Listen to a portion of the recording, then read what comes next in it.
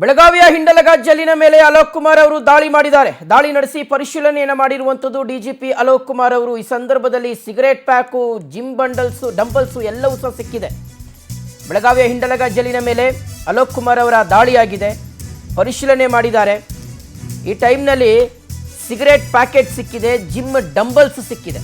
52 police ಸಿಬ್ಬಂದಿಯೊಂದಿಗೆ ಅಲೋಕ್ ಕುಮಾರ್ ಅವರು ದಾಳಿ ನಡೆಸಿದ್ದಾರೆ.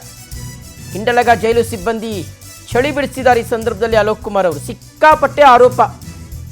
ರಾಜ್ಯದ ಕಾರಾಗೃಹಗಳಲ್ಲಿ ಐಷಾರಾಮಿ ಬದುಕನ್ನು ಕಟ್ಕೊಳ್ಳೋದಕ್ಕೆ ವ್ಯವಸ್ಥೆಯನ್ನು ಮಾಡಿಕೊಡಲಾಗಿದೆ, ಅಲ್ಲಿ ಏನು ಬೇಡ ಹೇಳಿ ಎಲ್ಲ ಸಿಗ್ತಾ ಇದೆ ಅನ್ನುವ ಆರೋಪ. ಅದಕ್ಕೆ ಸಾಕ್ಷಿ ಅನ್ನೋ ಹಾಗೆ ಈಗ ಸಿಗರೇಟ್ ಪ್ಯಾಕೆಟ್ಗಳು ಸಿಕ್ಕಿದೆ, ಡಂಬಲ್ಸ್ ಸಿಕ್ಕಿದೆ. ನೋಡಿ, ಜಿಮ್ ಮಾಡಲಿ ಅಂದ್ಬಿಟ್ಟು, ವರ್ಕೌಟ್ ಮಾಡಲಿ ಅಂದ್ಬಿಟ್ಟು ಡಂಬಲ್ಸ್ ಬರೀ ಇಟ್ಕೊಂಡಿದ್ದಾರೆ ಕೈದಿಗಳು.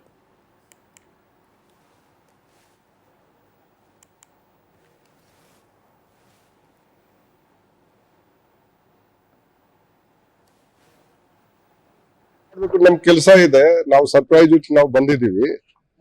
ಇಲ್ಲಿ ನಮ್ಮ ಇದು ಬ್ಯಾಂಗ್ಳೂರ್ ಇದು ಬೆಲ್ಗಾಂ ಸಿಟಿ ಪೊಲೀಸ್ ಜೊತೆಗೆ ಅದು ನಾವು ಕೆಲವು ಸರ್ಚ್ ನಾವು ಮಾಡಿದ್ದೀವಿ.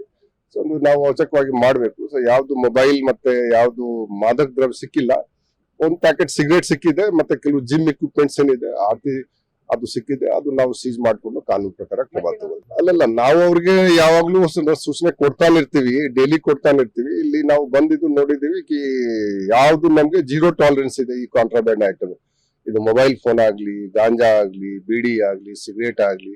ಸೊ ಬೇರೆ ಕಾಂಟ್ರಾಬ್ಯಾಂಡ್ ಸಿಕ್ಕಿಲ್ಲ. ಒಂದು ಪ್ಯಾಕೆಟ್ ಸಿಗರೇಟ್ ಒಂದ್ ಕಡೆ ಸಿಕ್ಕಿದೆ, ಗೊತ್ತಿದೆ. ಸೊ ಅದು ಕೂಡ ಇದ್ರೂ ಕೂಡ ನಾವು ಏನಿದೆ ಅದ್ರ ಸಲುವಾಗಿ ಕಾನೂನು ಪ್ರಕಾರ ಕ್ರಮ ನಾವು ತಗೊಳ್ತೀವಿ. ಮತ್ತೆ ನಮ್ಮ ಅಧಿಕಾರಿ ಕೂಡ ಯಾರು ಇದು ಇದ್ದಾರೆ, ಆ ಪ್ರೀವಿಯಸ್ ಸೂಪರಿಂಟೆಂಡೆಂಟ್ ಕೂಡ ಇದ್ದಾನೆ, ಅವ್ರ ಮೇಲೆ ಕೂಡ ನಾವು ಆಕ್ಷನ್ ತಗೊಳ್ತೀವಿ. ನಾವು ಮಾಡ್ಬೇಕು, ನಮ್ ಕೆಲಸ ಇದೆ. ನಾವು ಸರ್ಪ್ರೈಸ್ ನಾವು ಬಂದಿದ್ದೀವಿ. ಇಲ್ಲಿ ನಮ್ಮ ಇದು ಬ್ಯಾಂಗ್ಳೂರ್ ಇದು ಬೆಲ್ಗಾಂ ಸಿಟಿ ಪೊಲೀಸ್ ಜೊತೆಗೆ ಅದು ನಾವು ಕೆಲವು ಸರ್ಚ್ ನಾವು ಮಾಡಿದ್ದೀವಿ.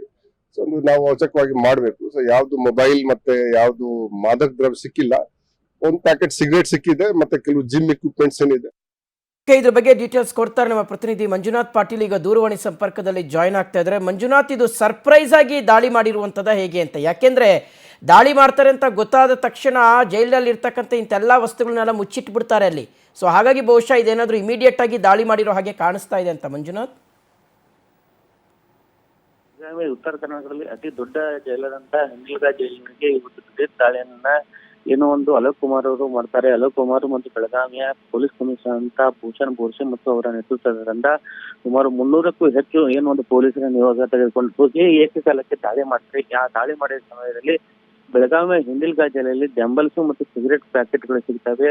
ಆದ್ರೆ ಇದಕ್ಕಿಂತ ಮೊದಲು ಸಹ ಅನೇಕ ಸಾರಿ ಬೆಳಗಾವಿ ಹಿಂಡಲಗದಲ್ಲಿ ಅನೈತಿಕ ಒಂದು ಚಟುವಟಿಕೆ ತಾಣಗಳಾಗಿತ್ತು. ಅದರಲ್ಲಿ ಪ್ರಮುಖವಾಗಿ ಒಳಕ್ಕೆ ಏನೋ ಒಂದು ಗಾಂಜಾ ಆಗಿರ್ಬೋದು, ಬೇರೆ ಬೇರೆ ಮಾದಕ ವಸ್ತುಗಳು ಸಿಗ್ತಾ ಇತ್ತು. ಈ ಒಂದು ಹಿನ್ನೆಲೆಯಲ್ಲಿ ಮಾಹಿತಿಯನ್ನು ಆಧರಿಸಿ ಬೆಳಗಾವಿಯ ಹಿಂಡಲಗ ಜೈಲಿಗೆ ಎಡಿಜಿಪಿ ಆದಂತಹ ಏನು ಅಲೋಕ್ ಕುಮಾರ್ ಇದ್ದಾರೆ, ಮತ್ತೆ ಅದೇ ಬೆಳಗಾವಿಯ ಪೊಲೀಸ್ ಕಮಿಷನರ್ ಅಂತ ಭೂಷಣ್ ಬೋರ್ಸೆ ಅವರು ದಾಳಿ ಮಾಡಿ ಅಲ್ಲಿರುವಂತಹ ಏನು ಒಂದು ಕೈದಿಗಳ ಏನೇನು ಇಟ್ಟುಕೊಂಡಿದ್ದಾರೆ, ಅವರು ಯಾವ ತರನಾಗಿ ಅಕ್ರಮ ಚಟುವಟಿಕೆಯಲ್ಲಿ ಭಾಗಿಯಾಗಿದ್ದಾರೆ ಅಂತ ಹೇಳಿ ಪರಿಶೀಲನೆ ವೇಳೆಯಲ್ಲಿ ಅವರಿಗೆ ಡಂಬಲ್ ಸಿಗುತ್ತೆ, ಅದ್ರ ಚೆನ್ನಾಗಿ ಸಿಗರೇಟ್ ಪ್ಯಾಕೆಟ್ಗಳು ಸಿಗ್ತವೆ. ಇದು ಯಾವ ತರನಾಗಿ ಒಳಗೆ ಹೋಗುತ್ತೆ? ಯಾಕಂದ್ರೆ ಅಷ್ಟು ಕಟ್ಟುನಿಟ್ಟಾದಂತಹ ಭದ್ರತೆ ಇದ್ರೂ ಸಹ ಈ ಡಂಬಲ್ಸ್ ಆಗಿರ್ಬೋದು ಮತ್ತು ಸಿಗರೇಟ್ ಪ್ಯಾಕೆಟ್ಗಳು ಹೇಗೆ ಒಳಗೆ ಹೋಗಿದ್ವು ಅಂತೇಳಿ ಆ ಒಂದು ನಿಟ್ಟಿನಲ್ಲೂ ಸಹ ಒಂದು ಅಲೋಕ್ ಕುಮಾರ್ ಅವರು ತನಿಖೆಯನ್ನ ಮಾಡ್ತಾ ಇದ್ದಾರೆ. ತನಿಖೆ ಮಾಡಿ ಅದರಲ್ಲಿ ತಪ್ಪಿಸಿದ್ರೆ ಯಾರಿದ್ದಾರೆ ಅಂತೇಳಿ ಅವ್ರಿಗೆ ಸತ್ತ ಶಿಕ್ಷೆಯನ್ನು ಕೊಡ್ತೀವಿ ಅಂತೇಳಿ ಅಲೋಕ್ ಕುಮಾರ್ ಈಗ ಮಾಧ್ಯಮಗಳಿಗೆ ಹೇಳಿಕೆ ನೀಡಿದ್ದಾರೆ. ಶಿವಶಂಕರ್.